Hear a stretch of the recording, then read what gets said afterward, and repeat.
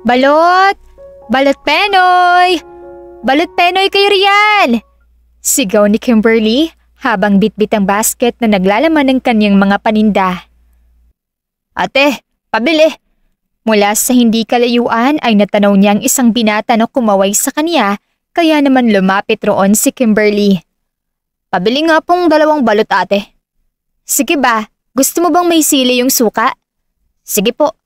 Sagot naman ng lalaki. Napansin ni Kimberly na mukhang inaaninag nito ang mukha niya, kaya't inalis niya ang suot na sombrero at pinagmasdan ng binata. Nagulat ito ngunit pinagtaasan lang niya ng isang kilay. Curious na curious ka Toya. Biro niya kaya't natawa ang lalaki. Ate, ang ganda-ganda mo po. Bakit nagtitinda ka lang ng balot Penoy? Pagkaabot ni Kimberly ng sukli sa lalaki, ay sa kanya ito sinagot. Toy, wala naman sa itsura ang pagtitinda ng balot Penoy. Saka ano namang masama ron? Marangal naman tong trabaho. Ate, ang ibig ko pong sabihin ay papasa ka pong model sa ganda mo at saka kinis. Kaya't nakakapagtaka lang. Napakamot pa ito sa batok. Ngumisi si Kimberly saka umiling at muling binalik ang sombrero. Hay nako Toy, marami ka pang hindi alam sa mundo.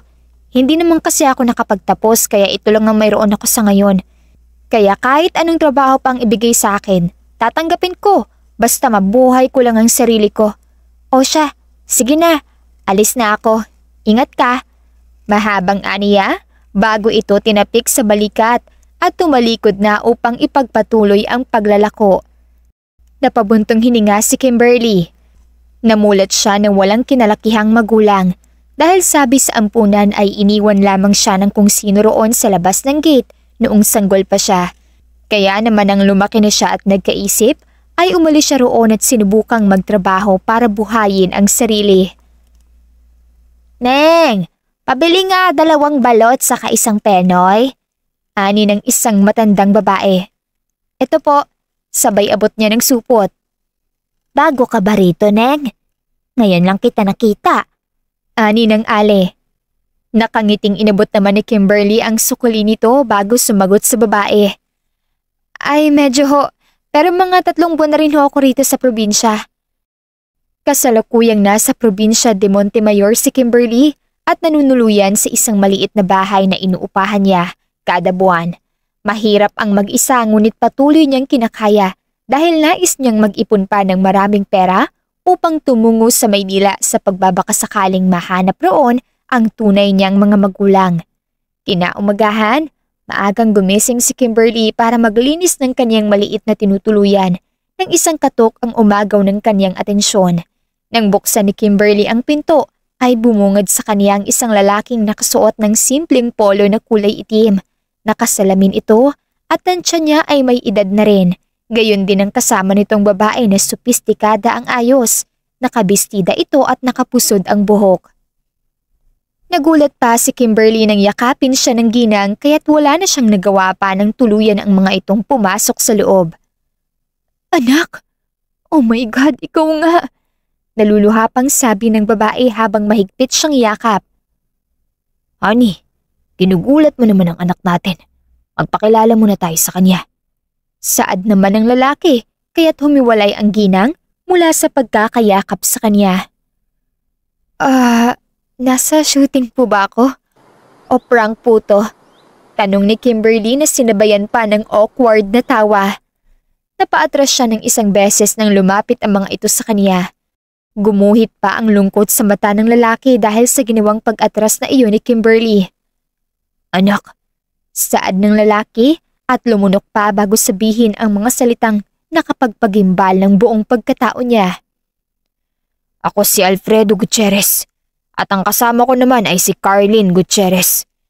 Kami ang mga magulang mo anak. Ilang taon na rin ang lumipas nang kuhanin ka sa amin ng aming kasambahay na si Lydia. Nang mabalitaan naming namatay si Lydia, ay nawala na rin kami ng pag-asang mahanap ka pa namin.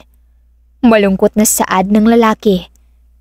Pero mabuti na lang at may nakapagsabi sa amin na dinala ka sa isang bahay ampunan. Ngunit lumipas ang ilang taon at tumungo kami sa ampunan ngunit wala ka na raw roon. Taimtim na nakikinig si Kimberly sa mag-asawa Habang nakaupo sila sa isang parihabang upuan sa sala, nasa harap niya ang mga ito. Huminto ang lalaki at ang kwento nito ay ipinagpatuloy ng babaeng asawa. We did everything to find you, anak. At sa wakas nahanap ka na rin namin. Alam kong nakakagulat to, pero kung hindi ka maniniwala ay handa kaming patunayan na kami ang magulang mo sa pamamagitan ng DNA test. Ani pa ng ginang na nagpahid pa ng luha sa gilid ng kaniyang mata. Gulat na gulat pa si Kimberly sa mga nalaman niyang impormasyon sa mga taong nagpakilalang magulang niya. Masaya siya ngunit naguguluhan pa rin. Ito ang plano niya noon, ang mahanap ang mga magulang, kaya't hindi niya inaasahang ngayong kaharap niya na ang mga ito ay hindi niya na malaman ang gagawin. Isang patunay pa na anak ka namin ay mayroon kang kapatid, anak. Sa katunayan nga ay kambal kayo. Nakangiting sabi ng ginang na si Carlene Gutierrez. Nakuha noon ang atensyon ni Kimberly. Kapatid po? Kakambal? Nagkatinginan ang mag-asawa sa harap ni Kimberly na para bang nag-uusap ang mga ito gamit lang ang mga mata. Napabuntong hininga pa ang nagpakilalang ama niya bago ito nagsalita na siyang muling gumulat kay Kimberly. She's in coma for years now, anak. Si Kimenaya. Iyan ang pangalan ng kakambal mo. Kung sasama ka sa amin ay dadalhin ka namin sa kapatid mo upang makita mo siya. Sa amin ka na rin titira kung gusto mo, anak. Hindi mo na kailangan pang maghanap buhay at magtiis rito sa maliit at mainit na probinsya ng Montemayor. Saad ng kaniyang ama. Napataas ang isang kilay ni Kimberly. Pero maayos naman ho ako rito.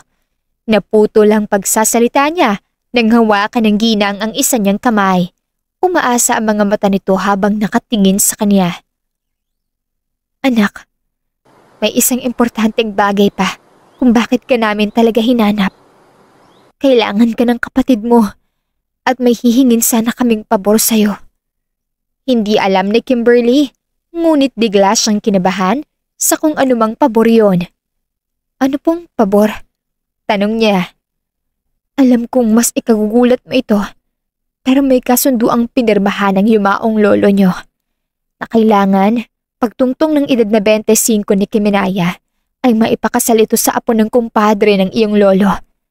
Pero sa kasamaang palad ay hindi pa rin gumigising si Kimenaya at kailangan ng maisakatuparan ng kasunduan dahil makapangyarihan ng pamilyang pakakasalan niya. At kung sino mang sumuway sa kasunduan ay kapalit ang kumpanya natin o hindi kaya ay ang buhay natin. Ang pabor na hinihingi namin sa'yo ay magpanggap bilang si Kimenaya hanggat hindi pa siya gumigising. Nag-init ang gilid ng mata ni Kimberly. Nag-iwas siya ng tingin at napaisip. Bakit ganoon? Nasasaktan siya dahil para bang hinanap lamang siya ng mga magulang para punan ng pwesto ng kapatid, hindi upang mapabilang siya sa kanilang pamilya. Hinanap niyo po ba ako dahil gusto niyo ako makita at nag-aalala kayo sa akin? O hinanap niyo lang po ako para masolusyonan ang problema niyo? Nakayukong tanong ni Kimberly. Lumapit pa ang nagpakilalang ina niya sa kanya at hinimas ang kanyang likod. Anak, huwag mong isipin yan. Pasensya ka na. Sadyang nagkataon lamang na ganito pero maniwala ka. Mahal ka namin. Ani ng ginang na tumingin pa sa asawa na tila nang hihingi ng suporta. Kimberly, am I right? Tanong ng lalaking nagpakilalang ama niya. Tumango siya.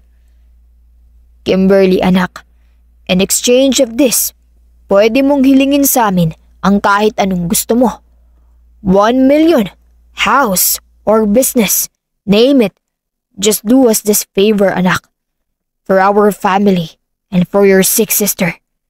Hinawakan rin ng lalaki ang isa niyang balikat habang sinasabi yon. Pero hindi po ba't mas lalo iyong magagalit kapag nalaman niyang hindi talaga akong totoong Kimenaya? Bigla siyang natakot sa kaisipang baka naman siya ang patayin kapag nalaman na nagpapanggap lamang siya. Umiling ang kaniyang ina. Hindi pa naman nagkikita muli si Rius at Kimenaya. Bata pa sila nung pinagkasundo at magmula nun ay hindi na sila pa muling nagkita, kaya wala kang dapat ipag-alala. Napabuntong hininga si Kimberly. Umalis na ang mga ito at sinabi niyang pag-iisipan niya muna kung papayag ba siya. Ngunit sa tingin niya ay wala rin naman siyang pagpipilian kung di ay pumayag. Malakas ang buhos ng ulan ngayon at ilang timba at palanggana na ang nakasahod sa loob ng tinitirhan niya. Wala na ring laman ng cabinet niya na dating may laman ng mga stocks na delata at noodles. Napabuntong hininga siya at napasabunot pa sa sariling buhok bago kuhanin ng cellphone at tawagan ang mga nagpakilalang magulang niya kanina. Yes, hello? Tanong mula sa kabilang linya. Ang sumagot ay ang ginang. Pumapayag na po ako. Aniya, pinagdarasal na sana lang ay hindi niya ito pagsisihan. Pagkatapos naman ng pagpapanggap niya ay ang kapalit naman ito ay ang kahit anong gusto niya. Magkakaroon na siya ng sariling bahay, makabibili ng kotse at maraming pera. Pampalawag loob niya sa sarili. Wow! Hindi mapigilang maibulalas ni Kimberly. Kaharap niya ngayon ang napakalaking mansyon na akala mo ay tahanan ng mga may mataas na katungkulan ng bansa. Marami itong palapag, pinaghalong kulay puti, abo at itim ang ayos ng bahay. Simula ngayon ay dito na siya titira hanggang sa maikasal sila ng mapapangasawa niya. Ang sabi ng kanyang mga magulang ay nasa ibang bansa pa ito, ngunit uuwi na rin kinabukasan para sa kanilang kasal. Magandang araw po, ma'am. Ako na po ang magbibitbit ng mga gamit niyo at sumunod po kayo sa akin para maihatid ko po kayo sa inyong kwarto. Formal na saad ng babaeng katulong. Tahimik na sumunod si Kimberly hanggang sa makarating sila sa ikatlong palapag ng bahay. Manghang-mangha pa rin siya dahil pagdating sa palapag na yon ay marami pa ring pintuan sa bawat pasilyo. Sabihin mo nga sa akin, hotel ba to? May elevator pa oh. Ang syala. Nakangising aniya, ngunit maliit lang nang ngumiti ang babae. Ano palang pangalan mo? Tanong na lamang ni Kimberly. Ako po si Hana. Anito. Ako naman si... Kilala ko na po kayo. Kayo po si Ma'am Kiminaya, ang mapapangasawa na si Rios. Ani Hana. Napatango na lang si Kimberly. Muntik na niyang masabi ang totoong pangalan niya. Nagpasalamat siya kay Hana bago pumasok sa loob ng kwarto. Bumungad sa kanyang kanilang malaking master bedroom. Binagsak niya ang pang-upo sa kama at naramdaman niya kung gaano ito kalambot at kalaki. Paniguradong masarap ditong matulog, lalo na kapag malamig ang panahon. Bago siya matulog, ay nagpa siya muna siyang maligo. Kinagabihan naman ay tinawag siya ng katulong upang kumain na. Ang ganito karangyang buhay ay unang beses niyang naranasan. At hindi niya itatangging kahit naninibago, ay nagugustuhan niya ito.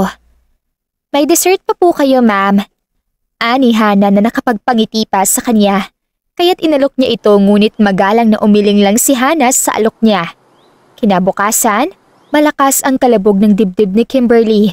Suot niya ngayon ang isang kulay puting bestida na hanggang taas lamang ng kanyang tuhod. Simple lang ang disenyo nito at tama lang ang sukat para sa katawan niya. Ito na ang araw ng kasal nila at kinakabahan siya habang papalapit sa nagsisilbing altar. Simple lang ang kasal nila dahil hindi mahilig sa engranding selebrasyon si Rios at pabor din naman ito kay Kimberly dahil hindi pa rin siya sanay sa ganoon karaming tao kung sakali. Tanaw niya ang mapapangasawa na may mariing titig sa kanya. Nang tuluyang makalapit na siya ay doon niya mas lalong nakita ang mukha nito. Mukha itong Italiano na may kulay tsokolating mga mata, matangos na ilong, manipis na labi at mukhang kakashave pa lang ng mukha dahil malinis ito at walang balbas o bigote. Do you take? Yes. Sagot agad ng malamig na boses ni Rios na akala mo ay nagmamadali. Hindi pa man natatapos ang tanong. Naging mabilis ang oras at namalayan na lang ni Kimberly na kakatitig niya kay Rios ay sinabi na ang mga katagang nagpalakas ng tibok ng puso niya. I hereby declare you now, husband and wife. You may now kiss the bride. At sa isang iglap ay naramdaman ni Kimberly ang isang palad ni Rios sa kanyang baba at ang mariing dampi ng labi nito sa kanya. Ilang segundo lang ang tinagal nito pagkatapos ay narinig na niya ang palakpakan ng mga taong witness ng kanilang kasal.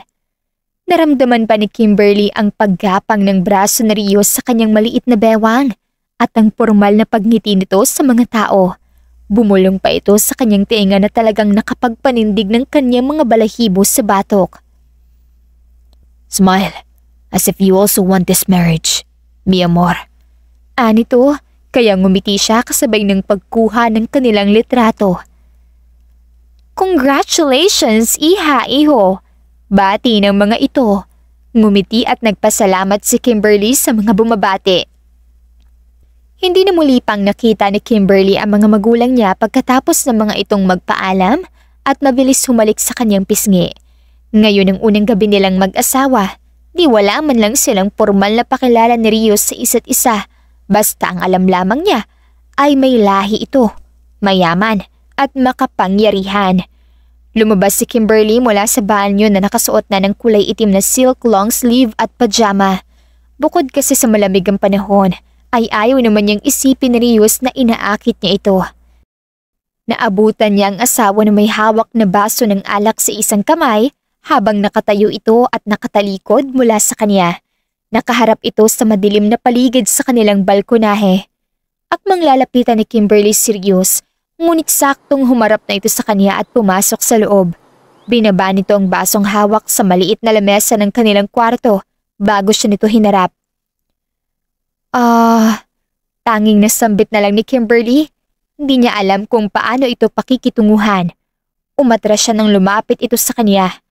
Wala sa usapan na magpapabuntis siya kay Rios at hindi niya pa nakakausap ang mga magulang tungkol sa bagay na to. I'm not going to ask for it if you're not ready yet. Malalim ang boses na sabi nito habang patuloy na lumalakad papalapit sa kanya. Hanggang sa mapaupo na lang siya sa kanilang kama habang nasa pagitan ng hita niya si Rios at nakatitig sa maamo niyang mukha. Salamat naman kung ganon. Pero pwede bang lumayo ka? Why? Tanong ni Rios at mas lalo pang inilapat ang sarili sa kaniya. Napalunok si Kimberly at wala sariling dinilaan ng sariling labi na dapat ay hindi niya ginawa dahil doon na ngayon nakapokus ang tingin ni Rios. Can I taste this soft pink lips of yours, mi amor? Nakabuka ang labi ni Kimberly para sa sasabihin ng biglang sumunggab naman sa kanya si Rios para sa isang nakakapanghinang halik. Napahigpit ang kapit niya sa bedsheet ng kama, lalo nang unti-unti siyang inihiga ni Rios na parang isang babasaging kristal. Huminto lamang ito sa paghalik sa kanya nang hindi na siya makahinga. Addicting. Bulong ni Rios sa kanyang liig na nakakapanindig ng balahibo niya. Nagkatinginan sila at nababakas ni Kimberly ang namumuong tensyon sa pagitan nila, kaya't siya na ang unang nagbawi ng tingin at agad itong tinulak palayo sa kanya, saka nagmamadaling umalis patungo sa banyo ng kanilang kwarto. Shemay naman, Kimberly. Ano yun? Bakit ka nagpapalik ng ganong kadali? Ano, porque gwapo at hot? Hindi siya sa'yo, okay? Pagkausap niya sa sarili habang nakaharap sa sariling refleksyon sa salamin. Tinagalan niya sa banyo upang pagbalik niya ay tulog na si Rios nang magulat siya nang makitang gising pa ito at tila hinihintay siya. Tinapik pa nitong pwesto sa tabi na parabang sinasabing tumungo siya roon. Dahan-dahan siyang naglakad patungo rito at humiga sa tabi ni Rios. What took you so long? Diretsyong nakatingin lang ngayon si Kimberly sa kisame kahit kinakausap siya ni Rios sa kanyang tabi. Nag-toothbrush. Pagdadahilan niya. What? After what we did? You brush your mouth? I'm offended. Ni Rios. Napatingin tuloy siya ngayon ng tuluyan kay Rios. Hindi ko naman sinabing bad breath ka. Pagdepensa niya sa sarili. It's the same thing. Are you disgusted with our kissing scene? Madilim na tanong nito na nakapagpalunok kay Kimberly. Hindi. Mag-asawa na tayo, diba? Bakit naman ako mandidiri sa'yo? Lakas loob niyang saad at hinawakan pa ang panga ni Rios para ipakitang hindi siya nandidiri dito. Really? Huh? Para patunayan palalo ay inilapat niya ang mukha kay Rios at dinampian ito ng isang magaang halik sa labi bago lumayo. Tumalikod, nagtalukbong ng kumot, sa kamariing pinikit ang mga mata. Hindi niya alam kung guni-guni niya lamang dahil sa antok, ngunit narinig niya ang mahinang tawa ni Rios sa pagtalikod niya at ang yakap nito sa kanya mula sa likod. Kinaumagahan, nagising si Kimberly na akala niya ay wala na si Rios. Ngunit biglang bumukas ang pintuan ng banyo saka ito lumabas mula roon. Nakatapis lang ito ng tuwalya at bahagya pang tumutulo ang ilang butil ng tubig mula sa basang buhok, pababa sa malapad at mukhang matigas nitong dibdib. Good morning. Bati ni Rios. Good morning din. Ayan na ba yung pandesal ko? Wala sa sariling tanong ni Kimberly, ngunit agad ring tinakpan ang bibig ng mapagtanto. Pwede naman. This body is all yours, mi amor. Anito na nakapagpainit ng pisngi ni Kimberly. Pagkatapos magbihis ni Rios, ay siya naman ang naligo at nag-ayos. Hinintay siya nito upang sabay silang bumaba. Para sa umagahan, nakahanda na ang mga pagkain nang bumaba sila.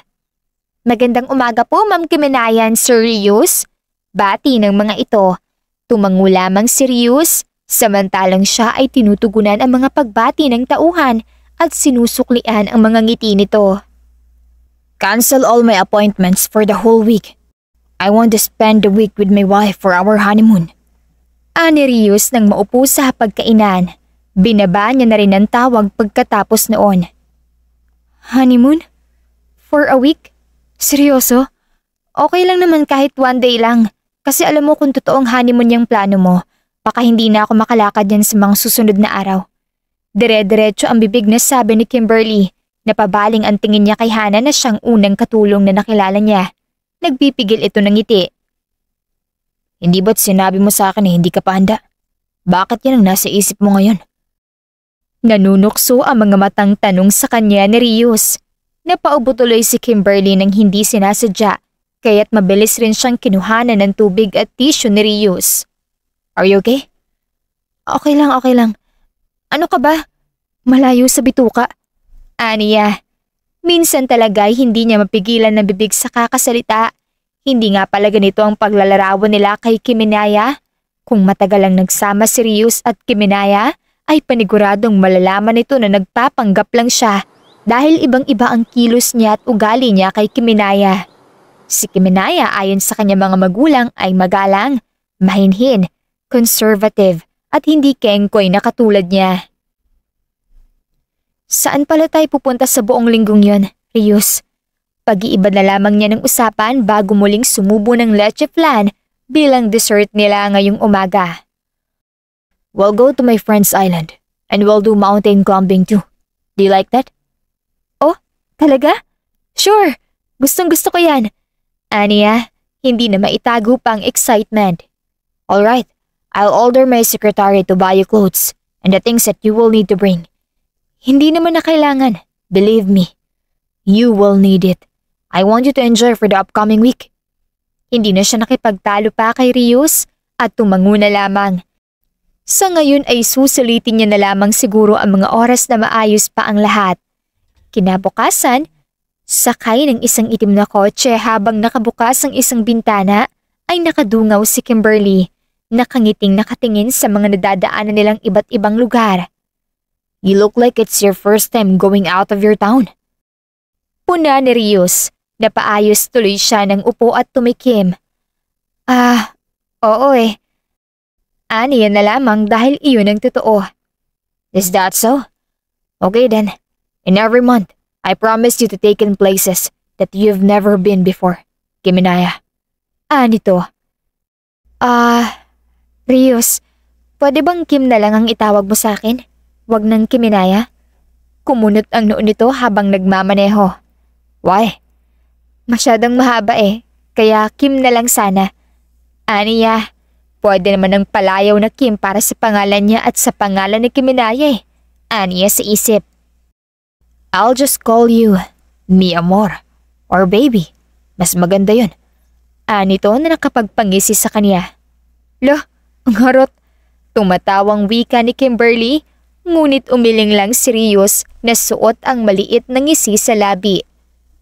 Nang makarating sila sa isla, ay inalalayan pa siya ni Rios na bumaba mula sa kotse. Nais niya itong tulungan sa pagbibitbit ng mga gamit, ngunit hindi siya hinayaan ni Rios, bagkos ay hinawakan na lamang ang kanyang isang kamay habang naglalakad sila. Sinalubong sila ng mga kaibigang lalaki ni Rios patungo sa isang malaking yate kung saan may mangilan-ngilang tao na sa tingin niya ay kaibigan rin ni Rios. Man, finally, we gotta meet your wife. Ani ng isang lalaking moreno. Nakangiti ito at kita ang malalim na dimple sa isang pisngi. Is she Lily Collins? Tanong naman ng isang lalaki habang pinagmamasdan siya. Mistiso naman ito at mukhang mabait rin. Lucky Rios, pwede magpapicture sa kanya? Kilala niya ang babaeng tinutukoy ng mga ito. Isa itong American actress na gumanap bilang sa Snow White sa palabas na Mirror Mirror. Ang kaibahan lang ay hindi naman siya ganun kaputian, kung di kayo manggi lamang ang kulay ng kanyang balat at hanggang balikat ang kanyang kulay itim na buhok. Idiots! She's my wife, Kim Inaya. You can call her Kim. Bumaling naman sa kanya si Rios pagkatapos. Mi amor, they're my bastard friends. Grabe naman sa bastard. By the way, I'm Rick. Bati ng lalaking moreno. Hindi na ito nag-abalang maglahad ng palad dahil matalim ang tingin ni Rios sa mga kaibigan na parang ayaw siyang pahawakan kung kanino. Kaya tinanguan niya na lamang ang mga ito at nginitian. I'm Joseph. And this guy beside me is Rod. Palaging naka-silent mode to, kaya ako nang nagpakilala sa kanya. Biro ng lalaking nagngangalang Joseph. Tumango ang lalaking nakasalamin sa kanya na si Rod na tinugunan rin ni Kimberly. Marami pa sa kanyang pinakilala si Rios, ngunit hindi niya na maalala ang iba pang pangalan ng mga ito. Nagtungo siya sa cabin nila ni Rios upang humanap ng isusuot para sa swimming. Nang paglabas niya ay marinig niya ang usapan ng dalawang babaeng naka-two-piece suit. So, totoo ngang balita, nag-asawa na talaga si Rios. Ani ng isang babaeng kaaahon lang sa dagat. Maybe he's in love? Ani naman ng isang babae. Umiling ang babae. He never believes in things like that. Saad ng babae bago nito kunin ang isang tuwalya at umalis. Napatulala tuloy si Kimberly sa mapayapang pag-alo ng dagat. Talagang ang hindi niya palubusang kilala si Rios, ni hindi man lang siya nakapag-background check tungkol sa katauhan nito. Kaya naman kinagabihan ay pinlano niyang kausapin ito tungkol sa personal nitong buhay pagkatapos ng gabihan. Do you want your dinner to be delivered here or you wanna join them outside? Tanong ni Rios. Sa labas na. Masarap sa pakiramdam ang simoy ng hangin. Aniya. I'll get you food. Ani agad ni Rios, ngunit pinigilan ito ni Kimberly sa pagkuha. Ako na. Kaya ko, Rios. Tigil ni Kimberly. But, fine. Bumuntong hininga si Rios bago siya napagpasyahang iwanan. Maraming pagkain ngayon ang nakalagay sa harap ni Kimberly. Puro seafoods at mga inihaw. Magana niyang nilagay iyon sa kanyang plato nang may tumabi sa kanyang isang babae. Magiliw rin ito katulad niya base sa pagngiti nito sa kanya. Hi, ikaw bang asawa ni Rios? Ang ganda mo. Ako nga pala si Ashley. Fiancé ako ng kaibigan niyang si Joseph. Ani ng babae at naglahad ng kamay sa kanya. Hello, I'm Kim. Aba, ang swerte naman pala nitong si Joseph. Ang sexy ng asawa eh. Mukha pang mabait. Ngisi niya, kaya't mahina siyang hinampas ni Ashley sa braso. Huy, ano ba? Ako lang to. Tumawa ang babae, gayon din si Kimberly. Alam mo, sa tingin ko magkakasundo tayo. Ani Kimberly, kaya't pagkatapos kumuha ng pagkain, ay tumungo sila sa isang table na silang dalawa lang. Masaya silang nagkukwentuhan ni Ashley nang magulat siya dahil biglang sumulpot si Rios mula sa kung saan. At nag-alala pang nakatingin kay Kimberly. Bakit? Takang tanong ni Kimberly. Your mom told me before that you're allergic to crab. Are you okay? Hinihintay kitang bumalik sa akin pero hindi ka na bumalik. I thought you... Napatingin si Kimberly sa pagkain niyang halos maubos na. Kumalabog ang dibdib niya sa kaba. Tumawa pa si Ashley sa kanyang tabi saka nagsalita. Are you sure she's allergic to crab, Rios? Kanina pa kami nagkukwentuhan at ang mga nilutong crab at shrimps pa nga ang kanina pa namin kinakain. Wala namang nangyayari kay Kim. Chill, okay? She's fine. Nito. Mi amor, I am asking you. Please, kindly answer me. Sa halip ay saad ni Rios. I'm okay, Rios. Saad niya. Sa isip ay kinakailangan niyang makausap ang mga magulang tungkol kay Kiminaya. Hindi na niya tinapos ang pagkain at nagpaalam na kay Ashley dahil sa tingin niya ay kailangan niya ring makausap si Rios tungkol dito. Nang nakarating sila sa sariling cabin, ay agad siyang umupo sa malambot na kama. Agad naman siyang tinabihan ni Rios. Are you sure you're okay? Please tell me if you feel like there's something wrong. Ni Rios. Humugot ng malalim na hininga si Kimberly. Nakokonsensya siya sa pinapakitang pag-aalala ni Rios sa kanya. Paano mo pala nasabi, nalaman na may allergy ako sa crabs? Hindi makatinging tanong ni Kimberly. Minsan ay bumibisita ang mom mo sa Italy kapag may event. Naikukwento niyang ibang bagay na tungkol sa'yo kahit hindi tayo nagkikita. Paliwanag ni Rios. Napatango-tango naman roon si Kimberly. Kung ganoon, ay may allergy pala si Kiminaya. Hindi ito lingid sa kaalaman niya. Salamat sa concern. Pero okay na okay lang ako, Rios. Huwag ka nang mag-alala. Nakangiting wika niya nang biglang maalala na kailangan nga pala niyang makausap si Rios tungkol sa buhay nito. Alam mo, magkwentuhan na lang tayo. Lika! Aya niya sa isang nagagalak na boses. Isinandal niya ang likod sa headboard ng kama ngunit bahagya siyang nagulat nang tumabi si Rios sa kanya upang isandal ang kanyang ulo sa matigas na braso nito. What do you want us to talk about? Tanong ni Rios, saka inangat ang malaking comforter sa kanilang dalawa. Pinilit ni Kimberly na maging komportable sa kanilang posisyon bago nagsimulang magtanong. Di tungkol sa'yo. Nagtama ang mga mata nila ni Rios. Sa ganito kaliit na distansya, ay mas lalo niyang napagmamasdan ang kulay tsokolating mga mata nito. What do you wanna know about me? Nakakunot ang noong tanong sa kanya ni Rios. Anything. Siyempre 'di ba ilang taon kayo, tayo hindi na nagkita. Gusto kong malaman kung ano nang nangyari sa'yo. Sa buhay mo. Well, my life is dull, plain, and gray. Nothing interesting. At a young age, I have to learn a lot because I am the only child of family Salvio. I graduated with flying colors in Harvard. But it doesn't mean that makes me happy. Years after, ako nang nagpatakbo ng negosyo namin. Dala Dolce Vita Mors, Alfa Romeo Auto, and Lamborghinis in Italy. Those are my family's businesses. In Italy, we sell and make cars and other vehicles. Hindi naman mapigilang mamangha ni Kimberly sa mga narinig, kaya't napatingala siya kay Rios. Ang galing mo naman! Nakaka-proud. Grabe. Sobrang yaman niyo siguro, ano? Parang hindi kayo nagkakaproblema eh. Ngisi niya. Silly. Why are you saying that as if you're not rich?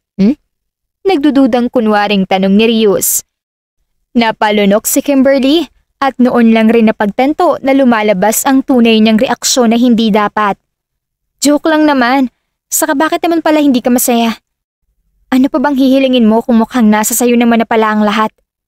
Napaawang ang labi ni Kimberly nang hawakan siya sa baba ni Rios at diretsyong titigan sa mga mata. Ikaw? Hindi maintindihan ni Kimberly ang biglang pagkalabog ng malakas ng kanyang puso dahil sa sagot na iyon ni Rios. I don't know what you did to me, Kim. I don't really believe in things like love. My parents were the product of arranged marriage before. They don't really love each other. It's just purely because of business. Para mas lalong mapalagong yaman ng pamilya. That you made me believe and you made me feel something that I've never felt before. Ni Rios. Natapos ang gabing yun na walang salitang lumabas sa bibig ni Kimberly. Ngunit isa lang ang sigurado niya. Mali ito. Mali ang namumuong nararamdaman ni Rios para sa kanya. At ang unti-unti ring pagkahulog niya kay Rios. Gusto man niya itong iwasan, ngunit paano? Kailangan niyang magpanggap na si Kiminaya hanggang sa magising ito, kaya't kailangan niyang pakitunguhan ng naaayon si Rios bilang kaniyang asawa. Kiminaya, kailan ka ba magigising? Mahinang tanong ni Kimberly habang nakatingin sa sariling refleksyon sa salamin. Tirik na ang araw nang magising si Kimberly kinabukasan. Halos mapatalon pa siya sa kama nang agad na sumalubong sa kanyang mga mata ang kulay tsokolating mga mata ni Rios na nakatitig sa kanya. Agad niyang pasimpleng hinawakan ang baba para tignan kung may natuyo ba siyang laway mula sa pagtulog. Narinig niya pa ang hagik-gik ni Rios. You look like Sleeping Beauty when you're sleeping, mi amor. Kunwaring inirapan ito ni Kimberly bago nagsimulang ayusin ang sarili para lumabas. Bakit mo ba kasi ako pinapanood matulog? Tanong niya, saka bumulong-bulong. Pangit ko pa naman kapag natutulog. Mi amor, kahit anong itsura mo ay maganda ka sa paningin ko. Nito? Kahit mangitim na ako at magkaroon ng pimples? Yes, you're still beautiful. Kahit hindi ako maligo at maging gusgusi na ako? Tumawa pa si Rios. Yes, maganda pa rin. Kahit maging losyang na ako pagkatapos magkaroon ng maraming anak? Kahit tumanda na ako? Hamon pa kunwari ni Kimberly. Kahit lumipas pa ang maraming panahon, maganda ka at hinding-hindi yun magbabago, Kim. Puno ng sinseridad na saad ni Rios.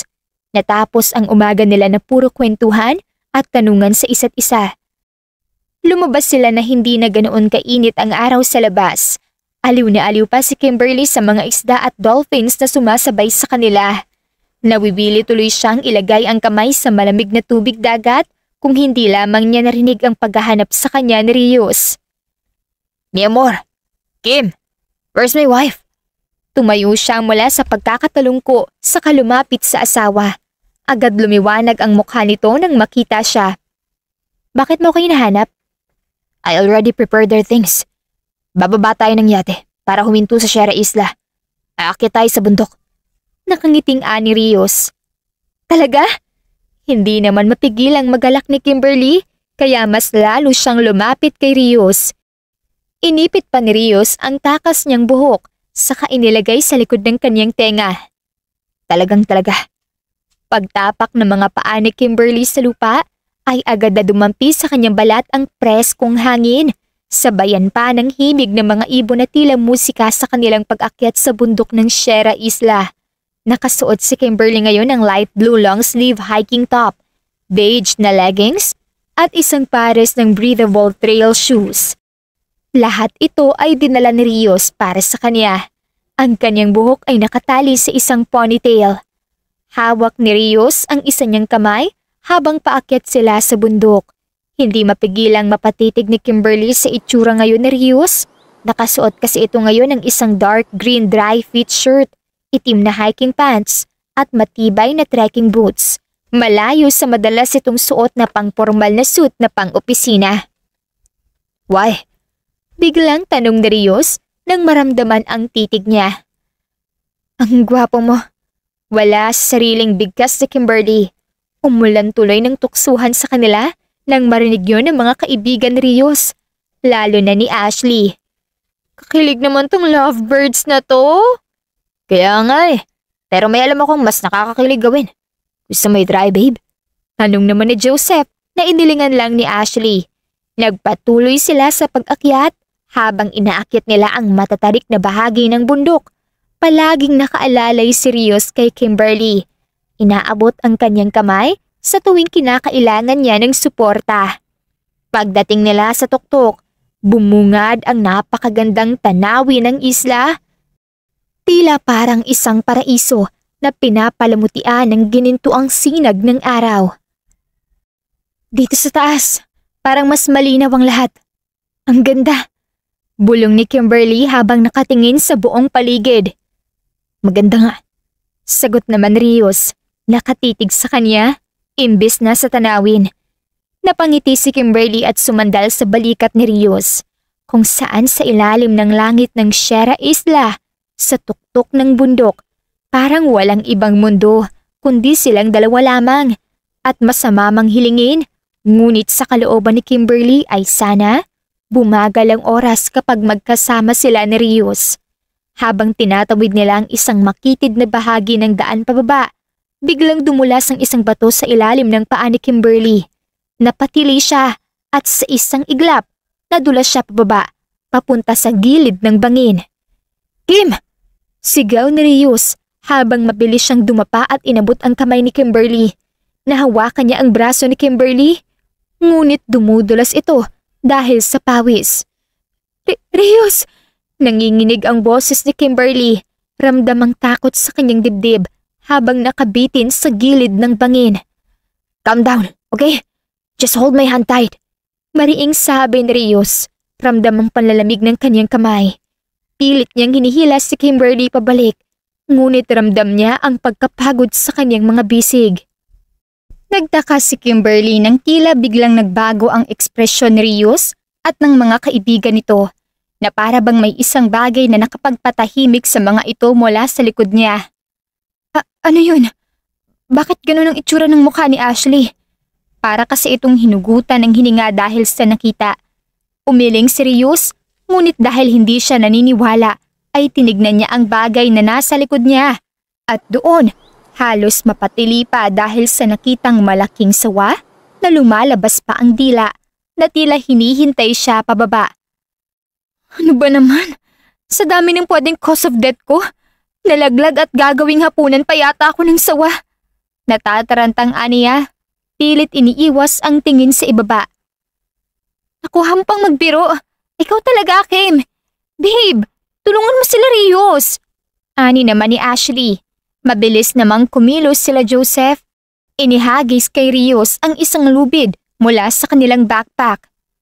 "Isuot mo ito sa pulso niya," sigaw ni Joseph. Mabilis na isinabit ni Rios ang lubid sa braso ni Kimberly at sa tulong ng mga kaibigan, unti-unting naiangat si Kimberly. Agad siyang niyakap ni Rios. Hindi alintana ang hingal at pawis. Nagpasya silang bumalik na sa yate. Matapos ang insidenteng yon, ay halos hindi na siya hayaang kumilos ng walang kasama ni Rios. Katulad ngayon, lumabas lang siya sa cabin nila nang marinig niya agad ang tawag ni Rios mula roon. "Rios! Andito ako!" Tawag niya sa atensyon nito. Lumapit sa kanya si Rios na halatang kagigising lang. Humalik pa ito sa kanyang noo nang tuluyang makalapit. "Next time, wake me up whenever you wake up first, okay?" Pinagtaasan ni Kimberly ng isang kilay si Rios. "Please?" Ani Rios, kaya tumango na lang siya. "Lumalambing ka yata, mister." Biro ni Kimberly nang maramdaman niya ang paghapit sa kanya ni Rios. Nagsusumiksik ito sa kaniyang leeg. "Why? Masama bang maglambing sa'yo, Mrs.?" Ngisi nito. Napakagatlabi si Kimberly. Pilit pinipigilan ang ngiti. "Masama, lalo na at pagpapanggap lang naman ito." Aniya sa isip, ngunit imbes sa sabihin niyon, ay inilingan na lamang niya si Rios. Mabilis na lumipas ang mga araw, linggo at buwan. Habang tumatagal, ay nasasanay na rin siya sa mansyon ni Rios at sa pakikitungo nito sa kanya. Mabuti na nga lamang at hindi naman ito humihiling sa kanya ng ibang bagay, bukod sa minsaneng halik, hawak at iyakap. Katulad ngayon, nagluluto siya ng kanilang hapunan sa mansyon ni Rios, ngunit ang lalaki ay nakayakap pa sa kanya mula sa likod. "Rios, ano ba? Sabi ko nagluluto ako eh." Kunwaring naiinis na pagsuway niya rito. "Sorry, mi amor. Nagpapahinga lang ako at humuhugot ng lakas para bukas." Anito, humarap siya kay Rios at biglang tila lumambot ang puso niya nang makitang mukhang pagod na pagod ito sa trabaho. "Sorry." Hinawakan niya si Rios sa isang pisngi. "Gusto mo na bang magpahinga? Akit ka na sa taas. Pagdalhan na lang kita ng dinner mo." Umiling si Rios at hinawakan rin ang kamay niyang nakahawak sa pisngi nito. "I'm okay. Ayaw kong mag-isa kang kumakain kapag nakauwi na ako. Kumain na tayo tapos." Pabiting saad ni Rios. "Tapos, matutulog na." Dugtong ni Kimberly, ngunit natawa nang bigyan siya ng kakaibang ekspresyon ni Rios. "Eh ano pa bang gusto mong gawin, Rios? Gabi na. Yun na nga eh. Gabi na. Oh, kaya nga matutulog na tayo, di ba? Ani Kimberly nang may naisip. Alam ko na. Gusto mo Yes. ng masahe? Sure, tara kain na para mamasahe na kita sa taas. Nakangiting sabi ni Kimberly, saka hinila na si Rios sa pagkainan. Pasado 9:00 na nang matapos silang kumain. Nakadapa ngayon si Rios sa kama habang si Kimberly naman ay nakaupo at minamasahe ang mga balikat at likod nito. Feeling better? Tanong ni Kimberly. Yes. Tugon ni Rios, saka bumangon mula sa pagkakadapa sa kama. Hindi na ito nag-abala pang magsuot ng pang-itaas nang humarap kay Kimberly. Thank you, wife. Nakangiting saad nito saka siya hinalikan sa labi. Napangiti roon si Kimberly at akmang lalayo na nang maramdaman niya ang kamay ni Rios sa kanyang batok upang idiin pa ang kanyang mukha at mapalalim ang magkahugpong nilang labi. Nakagat pa siya ni Rios dahil marahil sa gigil. Halos hindi na niya namalayan na kusa na palang naipulupot niya ang mga braso sa liig ni Rios. Halos madala na si Kimberly sa sensasyong nararamdaman kung hindi lamang niya narinig ang pagtunog ng cellphone niya na nakapatong sa lamesa katabi ng kanilang lampshade. Bumaba ang mga kamay ni Kimberly sa pagitan ng dibdib nila ni Rios upang humiwalay rito, ngunit mas lalo lamang siyang hinahapit ni Rios na tila ayaw siyang pakawalan. Rios, sasagutin ko lang ang tawag, baka importante. Aniya, kaya wala nang nagawa pa si Rios upang lawagan ng pagkakahapit sa kanya. Okay. Anito, tumayo siya at tumungo sa banyo nang makitang ang ina niya pala ang tumatawag. Hello? Kimberly! I have a good news. Ano po yun? Your sister, Kiminaya. Ang sabi ng doktor ay may mga signs na malapit na siyang magising. Come here tomorrow at St. Jude Hospital, anak. We will wait for you.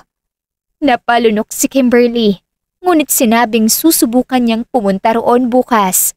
Masaya naman siya na magigising na si Kiminaya, ngunit may parte sa kanyang puso na nangangamba at nalulungkot dahil alam niya na bilang na lang ang mga araw na makakasama niya si Rios. Who called you? Is there a problem? Bungad na tanong ni Rios. Umiling si Kimberly. Si Mami lang ang tumawag. Nangangamusta lang. Oh, okay. Let's continue. Hindi na, Rios. Matulog na tayo. Ni Kimberly na ipinagtaka ni Rios. Ngunit hindi na rin naman na ito tumutol pa. Bagkos ay niyakap na lamang siya mula sa likod. Kinabukasan, pagkaalis ni Rios patungo sa trabaho, ay siya namang alis niya papunta sa ospital kung saan nakakonfine si Kiminaya. Anak, Kimberly, I thought you can come. Bati ng kanyang ina, humalik pa ito sa kaliwang pisngi niya. Hindi ko rin naman po matitiis na palampasin to. Gusto ko rin po talagang malaman ang kalagayan ni Kiminaya. Naglakad sila patungo sa kwartong kinalalagyan ni Kiminaya habang nagsasalita ang kanyang ina. Ang sabi ng doktor, it's actually a good thing na kinakausap pa rin siya kahit nasa coma.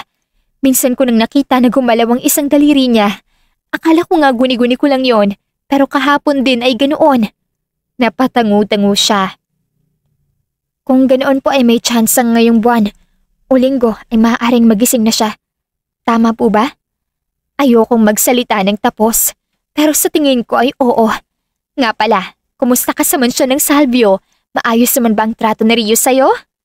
Napalunok si Kimberly. Opo, maayos. Babait po siya. Tanging sambit niya. Pasensya ka na at naipasok ka pa sa ganitong sitwasyon. Don't worry. Sa tingin ko naman ay bilang na lang ang araw at hindi mo na kailangan pang magpanggap. Nakangiting sabi pa ng ina nila. Ilang linggo matapos ang pagdalaw niya sa ospital. Ilang linggo na rin niyang pasimpleng iniiwasan si Rios. Sinasadya niyang magpanggap na tulog kapag aalis na ito. Ganoon din kapag bumalik na ito galing sa trabaho. Ngunit ngayong araw ay mukhang nakahalata na si Rios dahil pagbaba niya para sana kumain ay nakasalubong niya ang malamig nitong mga mata na nakatingin sa kanya ngayon. Let's talk. Napalunok si Kimberly, ngunit sumunod rin kay Rios para tumungo sa study room ng mansyon kung saan ito dumiretso. Pagkapasok niya sa loob, ay dahan-dahan pa niyang sinarado ang pintuan. Sumalubong sa kanya ang mariing titig ni Rius. Why are you avoiding me? Malamig na tanong nito. Ako? Turo pa ni Kimberly sa kanyang sarili. Nagpapatay mali siya. Bakit naman kita iiwasan? May nagawa ka bang mali? Napakunot ang noo ni Rius at lumapit sa kanya. Yun na nga eh. Maayos pa naman tayo sa Sierra Isla hanggang sa makauwi tayo sa bahay. Do you know how many times you've been running in my mind, Kim? I cannot even focus in my office thinking I did something wrong. But I don't know what. Tell me, please. Anong nagawa ko? Tila nahihirapang wika nito. Napaiwas ng tingin si Kimberly. Hindi malaman ang gagawin. Hindi niya maitatangging. Gusto niya na ring bumalik sila sa dati. Sa dati na hinahayaan niya pang manghuna ang nararamdaman niya. Nahayaan ang kung anumang mayroon sila. Wala. Wala kang nagawa. Ani Kimberly. Hinawakan ni Rius ang isa niyang kamay. Mi amor, I will always understand you. Please tell me, what's wrong? Wala, Rius. Hindi nga kita iniiwasan. Giit niya. Bumuntong hininga si Rius. Hinila siya nito para sa isang yakap. Nagpaubaya naman si Kimberly dahil hindi rin niya maitatangging namimiss niya na ang paglalambing nito sa kanya. Hindi kita pipilitin kung hindi mo gustong sabihin sa akin. But promise me that when you're ready, you tell me what's on your mind, okay? Malambing ang pagkakasabi nito kaya wala nang nagawa pa si Kimberly upang tumango na lang. So, can you stop the cold treatment now? I miss you. Ani pa ni Rius na nakapagpainit ng magkabilang pisngi ni Kimberly. Napanguso siya.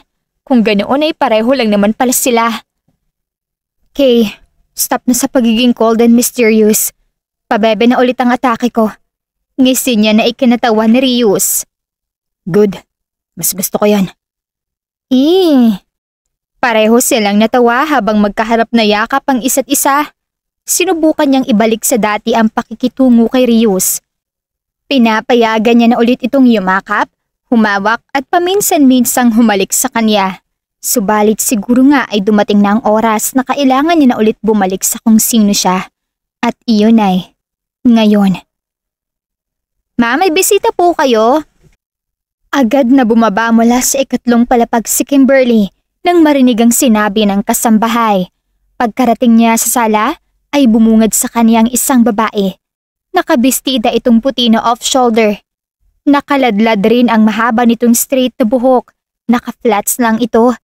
At base sa kilos na pino at mahinahong aura, ay masasabi niyang ito nga si Kiminaya, ang kakambal niya. Tumayo ito at ngumiti nang makita siya. Hi, I'm sorry. I came here without informing you. Nasa trabaho naman si Rius kaya naglakas loob na ako. Mom already talked about what you did for me, Kimberly. And I want to thank you for pretending to be me while I'm not okay. Lumapit siya kay Kiminaya. Umupo sila sa malambot na sofa.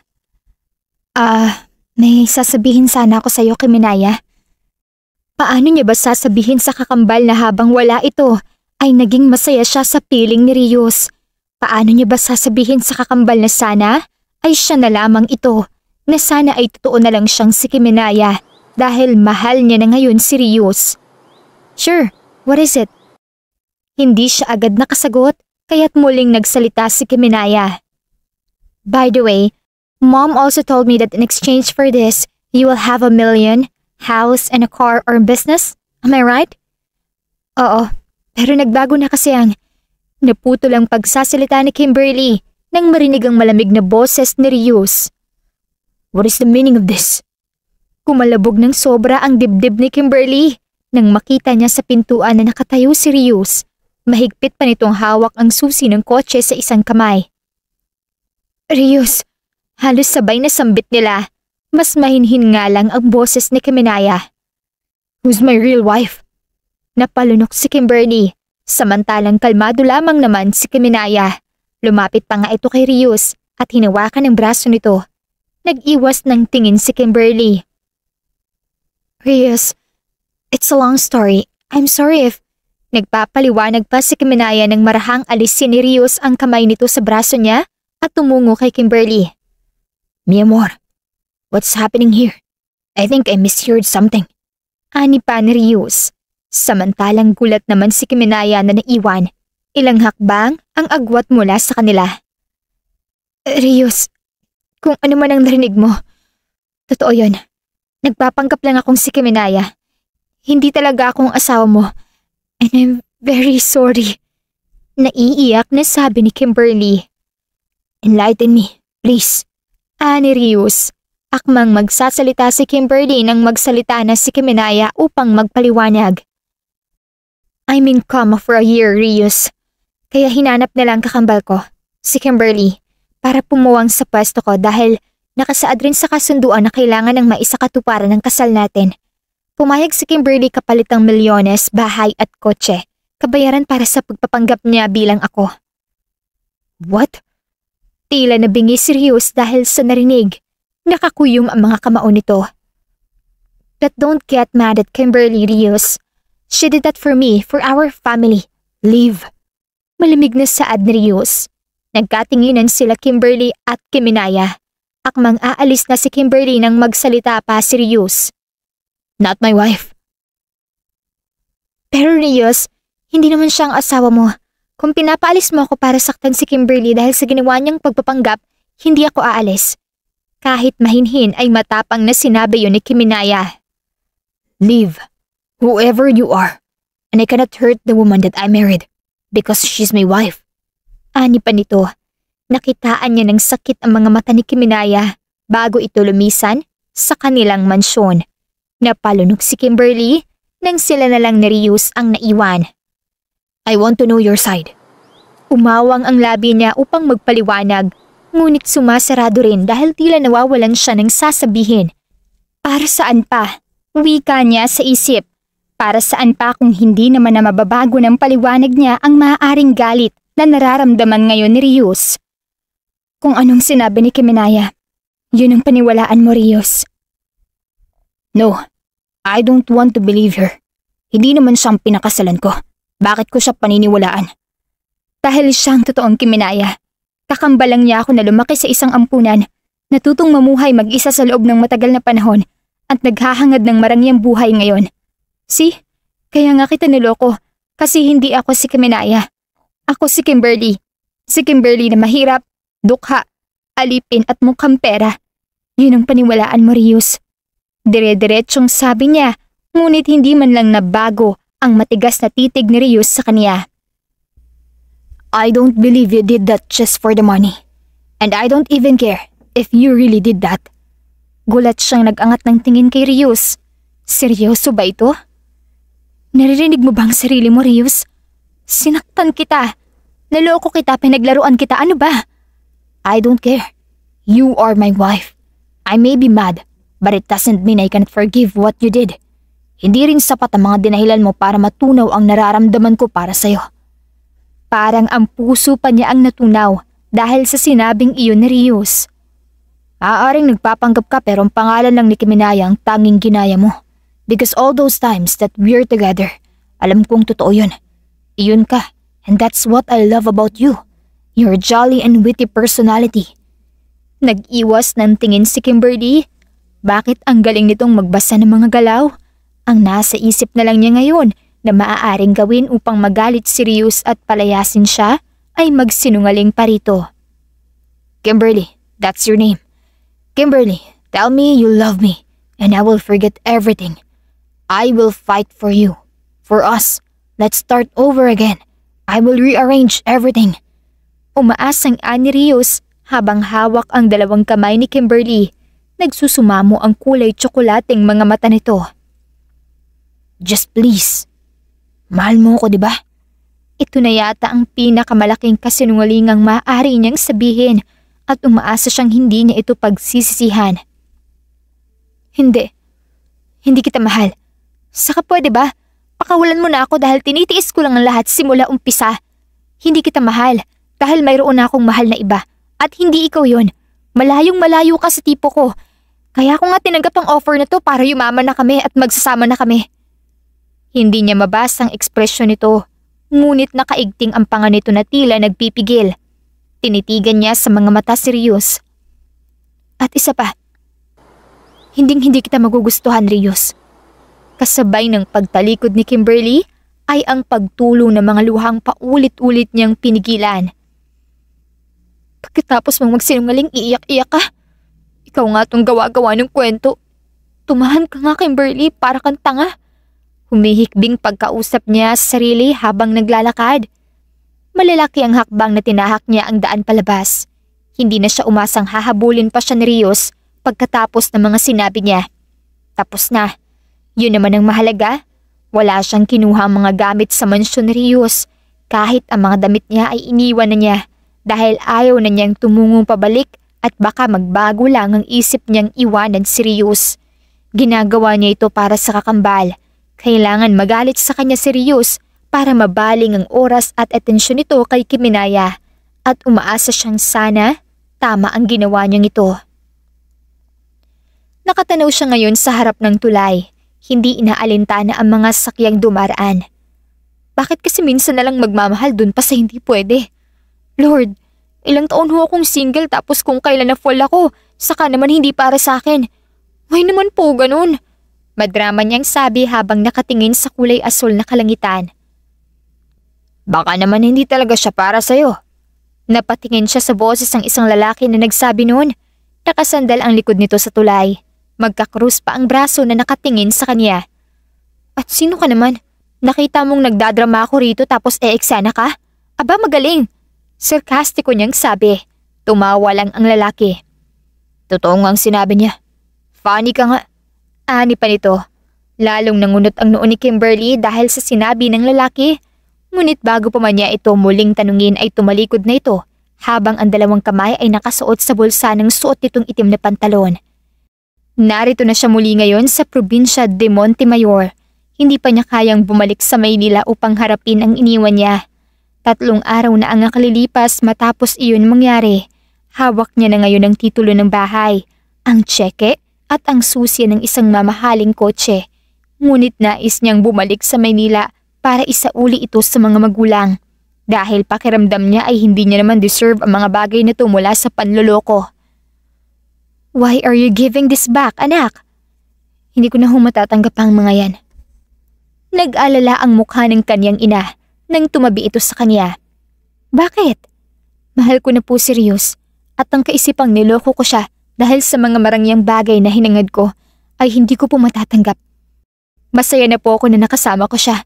Huwag rin po kayong mag-alala dahil wala pong nangyari sa amin kaya walang magiging anak sa labas. Sana po maging maayos rin sila ni Kiminaya. Nakitaan niya ng lungkot ang mukha ng ina. Hiniwakan nito ang isa niyang kamay. Kimberly, I am so sorry. You've been through this. Only if I have known earlier. Mali na pinagpanggap ka namin, anak. Dahil lang sa takot na maaring gawin ng mga salvyo. Naisip nga din ng dad mo na kung babalik ka sa amin, ay buong puso ka naming tatanggapin. Yun nga lang ay kung hindi ka galit sa amin, anak. Umiling si Kimberly. Wala naman na po akong panahon pa para magalit, ma. Sa ngayon po gusto ko na lang hong magpakalayo-layo muna. Gusto ko pong mag-move on. Nakakaintinding tumango ang kanyang ina. Anak, Kimberly, we can shoulder the fees kung saan ka man pupunta. Please, let us help you with this one. Sang bansa mo ba gusto pumunta? Bansa? Pwede naman pong sa mga probinsya na lang, ma. Ang syala naman ang pag-move on ko kung sa ibang bansa pa. Biro niya ngunit ngumiti lang ang ina. You deserve it. I'll book your ticket now, okay? Wala ka nang aalalahanin pa. Bumuntong hininga si Kimberly. Marahil aabuti ng taon ang paglimot niya sa nararamdaman kay Rios. Ngunit sa ngayon ay iniisip ni Kimberly na kailangan niya na munang lumisan at tumungo sa lugar na walang nakakakilala sa kanya. Sa loob ng abalang International Airport Lounge, nakatayo si Kimberly sa tabi ng malaking bintana na nagpapakita ng mga eroplano na dahan-dahang umaalis at dumarating.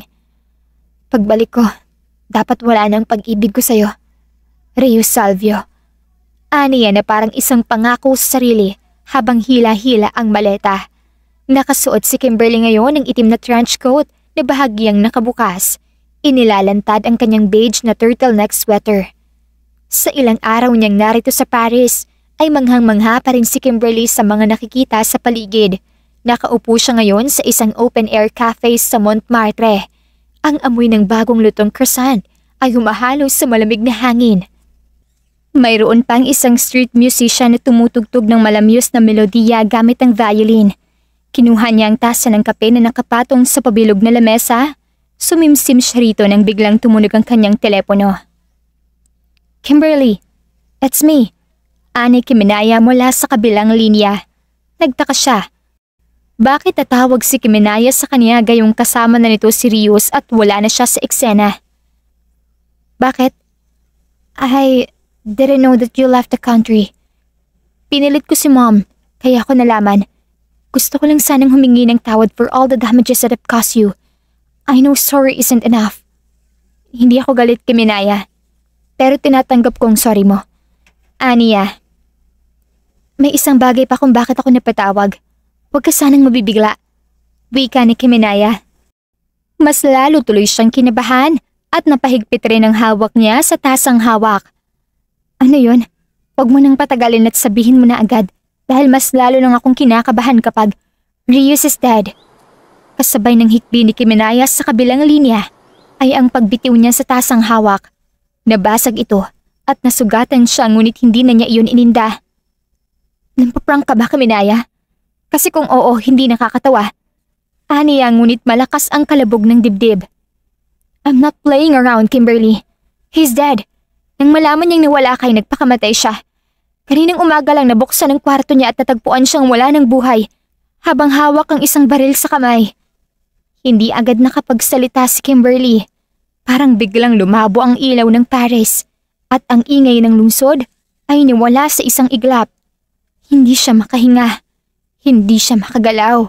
Lahat ng sakit na pilit niyang iniwan sa Pilipinas. Sa isang saglit, bumalik lahat. Tahimik ang paligid, tanging marahang hikbi at bulong ng mga ilang tao ang maririnig. Sa gitna ng silid, nakatayo si Kimberly. Hindi makagalaw. Habang nakatitig sa puting kabaong kung saan nakahiga si Rios. Ang hiling niya ay mawala ang pag-ibig niya kay Rios, hindi ang mawala si Rios. Dahan-dahan siyang lumapit sa kabaong. Nanginginig ang kanyang mga daliri habang hinaplos ang salamin nito. Napapikit siya. Pilit nilulunok ang bigat sa kanyang dibdib. "I'm sorry." Mahina niyang bulong. "Kung maibabalik ko lang ang oras, babawiin ko lahat ng mga kasinungalingang sinabi ko sa'yo. Na hindi totoo na hindi kita minahal." "I knew it. You just lied to me. You love me."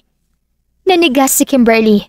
Dahan-dahan niyang iminulat ang kanyang mga mata na may bakas pa ng luha. Sa gulat niya, nakaupo si Rios sa loob ng kabaong. Nakangisi sa kanya na parang walang nangyari. Ang buong silid ay tahimik sa loob ng ilang segundo. Hanggang sa biglang sumabog ang halakhakan ng lahat ng nasa loob.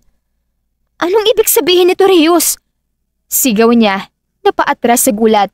Tumayo si Rios, nag-unat na parang bagong gising. "What? No dramatic fainting? I was kind of expecting that." Gusto niyang ibalik ang mga luha niya kanina dahil ngayon ay umuusok ang ilong niya sa galit. "Ginamit mo lang ang burol mo para mapauwi ako?" "Technically." Nito, "This funeral is fake. I paid people." Napatingin siya sa pamilya niya, kay Kiminaya. Lahat sila ay hindi makatingin, ngunit nakita niyang nagpipigil ang mga ito ng ngiti. "Don't look at them, my love." Natatawang sabi ni Rios. "They all knew. They even helped me plan it." Napanganga si Kimberly. "Ano?" Lumapit siya kay Kiminaya at sa kanyang mga magulang. Hindi ko maintindihan." Nagkibit balikat lang ang kakambal niya. "Well, Kimberly, don't get mad at Mom and Dad. I suggested this to Rios. Hindi ko rin talaga ina-expect na gagawin niya pero ginawa niya. And don't worry, we already talked about things. We're okay now.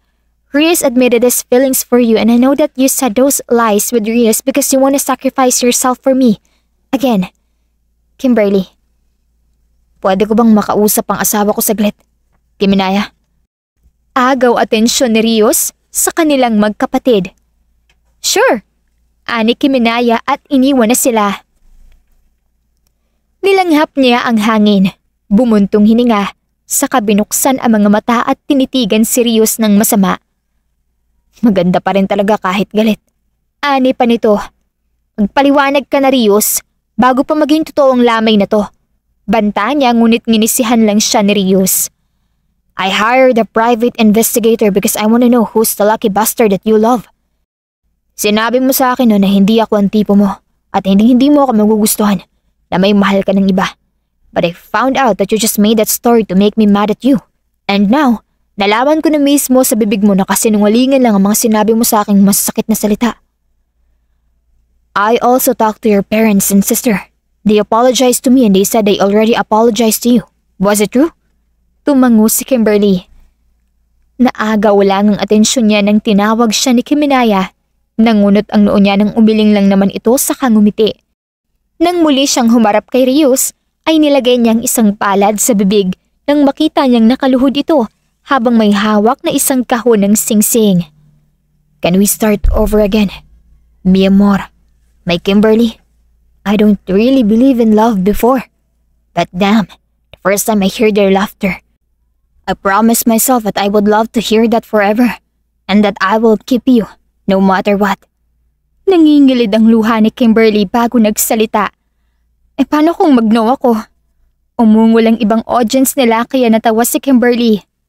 Ano ba yan? Ayaw ng happy ending?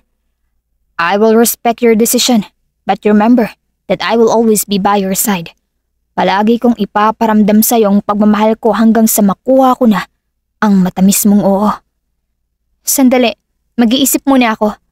Ani Kimberly, ngunit ilang segundo lang ay sumagot na rin. Yes, Rios Salvio. Magsisimula tayo ulit. Mabilis sa sinuot sa kanya ni Rios ang singsing, saka siya binuhat at hinalikan sa labi.